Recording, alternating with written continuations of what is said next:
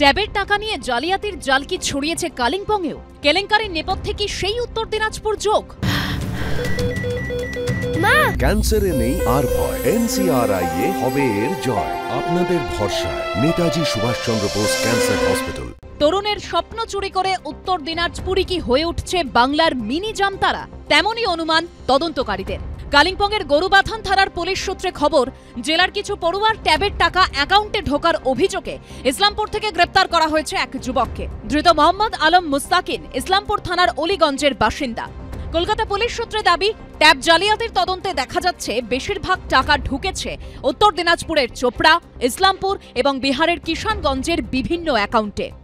যারা অ্যারেস্ট হয়েছেন তাদের মধ্যে দুজন মালদার বৈষ্ণবনগরের বাসিন্দা, একজন উত্তর দিনাজপুরের চোপড়ার বাসিন্দা। এদেরকে জিজ্ঞাসাবাদ করে যেটা আমরা পেয়েছি যে একটা আন্তঃরাজ্য অসাধু চক্র এর পিছনে কাজ করার একটা প্রবল সম্ভাবনা ইঙ্গিত আমরা দেখতে পাচ্ছি। এরা জিজ্ঞাসাবাদে স্বীকার করেছে এবং তাদের কাছে নথিপত্রে সে প্রমাণও আমরা পেয়েছি। অন্যদিকে মালদায় ট্যাব জালিয়াতির অভিযোগে মালদা থেকেই গ্রেপ্তার করা হয়েছে একজনকে। শুক্রবার মালদার বৈষ্ণবনগর থানার ৩০০ দিঘি এলাকায় হানা দিয়ে সেরাজুল মিয়া নামে ওই যুবককে গ্রেপ্তার করা হয়। পুলিশ জানিয়েছে, মালদার গাজলের একটি স্কুলের এক ছাত্রের ১০,০০০ টাকা ঢুকেছিল তার অ্যাকাউন্টে। ধৃতরা প্রত্যেকে অন্য জেলার ট্যাব কেলেঙ্কারিতে জড়িত বলে অভিযোগ। এই প্রথম মালদার ট্যাব কেলেঙ্কারিতে জড়িত থাকার অভিযোগে গ্রেপ্তার করা হলো জেলারই এক যুবককে।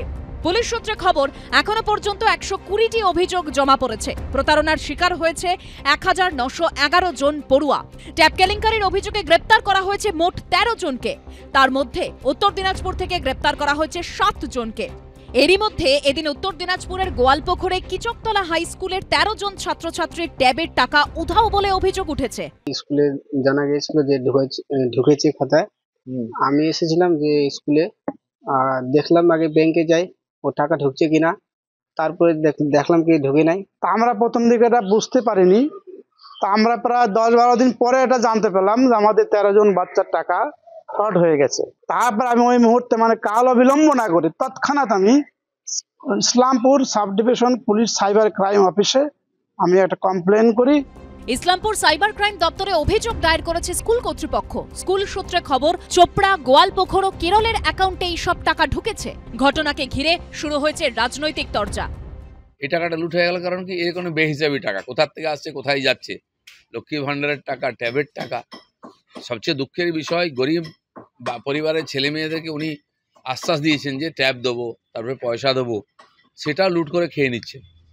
এর চেয়ে দুঃখের কি হবে? যারা ধরা পড়ছে তাদের যেমন শাস্তি হবে, পাশাপাশি কনসার্ন ডিপার্টমেন্ট আরও ফুল প্রুফ করার, এগুলো তো আগে ছিল না, এগুলো ধাপে ধাপে যত হচ্ছে তত সেখান থেকে শিক্ষা নিয়ে বিষয়টা ফুল প্রুফ হয়ে যাচ্ছে। এটা একদম সাইবার ক্রাইমের নির্দিষ্ট চক্রের ঘটনা। তরুণের স্বপ্ন প্রকল্পেই তরুণের স্বপ্নভঙ্গ। কলকাতা থেকে জেলা, রাজ্যের বিভিন্ন জেলায় উঠছে ছাত্রছাত্রীদেরকে সরকারের দেওয়া ট্যাবের টাকা জালিয়াতির অভিযোগ। শোরগোল শুরু হয়েছে রাজ্য জুড়ে। ধৃতদের জেরা করে চক্রের সঙ্গে আর কারা জড়িত তা জানার চেষ্টা করছে পুলিশ। লালবাজার সূত্রে খবর, ট্যাব জালিয়াতির জন্য যে আইপি অ্যাড্রেস ব্যবহার করা হয়েছে তার অধিকাংশই উত্তরবঙ্গের। সেই সব আইপি অ্যাড্রেসের সূত্র ধরে তদন্ত হচ্ছে।